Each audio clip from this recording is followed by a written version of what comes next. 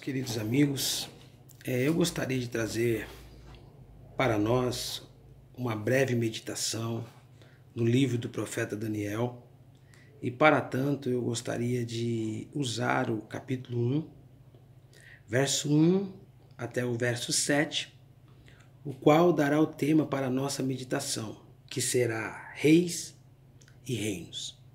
O texto diz assim: No ano terceiro do reinado de Joaquim, rei de Judá, veio Nabucodonosor, rei da Babilônia, a Jerusalém e a sitiou. O Senhor lhe entregou nas mãos a Joaquim, rei de Judá, e alguns dos utensílios da casa de Deus. A este levou-os para a terra de Sinar, para a casa do seu Deus, e os pôs na casa do tesouro de seu Deus. Disse o rei a Aspenaz, chefe dos seus eunucos, que trouxessem alguns dos filhos de Israel, tanto da linhagem real como dos nobres, jovens sem nenhum defeito, de boa aparência, instruídos em toda sabedoria, doutos em ciência, versados no conhecimento e que fossem competentes para assistirem no palácio do rei e lhes ensinasse a cultura e a língua dos caldeus. Determinou-lhes o rei a ração diária das finas iguarias da mesa real e do vinho que ele bebia, e que assim fossem mantidos por 3 anos, ao cabo dos quais assistiriam diante do rei. Entre eles se achavam dos filhos de Judá, Daniel, Ananias, Misael e Azarias.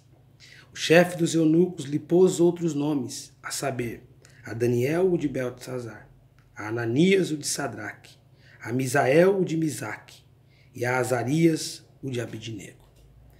Meus queridos, o livro de Daniel começa com uma crise. Nabucodonosor, o soberano do todo-poderoso império, centrado na Babilônia ou Sinar, havia sitiado Jerusalém, a capital de Judá, a terra que Deus havia prometido ao seu povo e na qual o havia protegido. Mas dessa vez não tinha nenhum resgate. O verso 1 nos informa que Nabucodonosor havia cercado a cidade. O verso 2 nos informa que o Senhor entregou Joaquim, rei de Judá, a Nabucodonosor. A cidade estava prestes a cair. Os utensílios da casa de Deus, do templo de Jerusalém, foram apropriados por Nabucodonosor. O livro começa nos mostrando um período de crise e um período de dificuldade. Primeira coisa que eu gostaria de chamar a nossa atenção é que o livro de Daniel, ele é um livro que serve para todas as épocas, porque o livro de Daniel nos mostra o soberano governo de Deus sobre todos os reinos da terra. O povo de Deus estava passando por um período difícil, mas esse período difícil foi uma permissão de Deus para mostrar para o seu povo que ele controla a história. Os 6 primeiros capítulos do livro de Daniel nos mostra como Deus trabalhou na história do seu povo e como Deus levantou reis e depôs reis. Do capítulo 6 até o último capítulo do livro de Daniel, nós vemos profecias que continham promessas do reino vindouro de Deus através do seu Messias, o grande Salvador. Ao lermos o livro de Daniel, nós temos que entender que esse livro é um livro que nos traz conforto em meio aos problemas e adversidades da vida. Nós vivemos um período de crise. Crise na vida política, social e religiosa. Crise na área da nossa integridade. Muitas pessoas negligenciando e negociando a sua fé. Porém, o livro de Daniel nos mostra que é possível ser fiel a Deus, mesmo em meio a um período de adversidade e em meio a uma situação inóspita. Quando os primeiros leitores do livro de Daniel o receberam em mãos, ao lerem este livro, judeus pós-exílicos encontravam fé para vencer os problemas da vida. Então esse é um livro relevante para a nossa época. Quando nós buscarmos respostas para os problemas inusitados da vida e da nossa nação, devemos recorrer à palavra de Deus. E ao olharmos para o livro de Daniel, encontramos conforto, porque é Deus quem levanta reis e é Deus quem derruba reis. Nada do que acontece na nossa nação, na nossa vida, acontece fora do controle de Deus. Uma outra coisa que me chama a atenção nesse livro é que nós podemos encontrar esperança em meio às crises existenciais.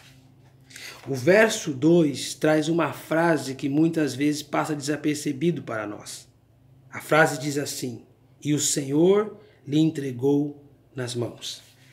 Tudo o que aconteceu com o povo de Deus e tudo o que aconteceu na Babilônia aconteceu porque Deus permitiu.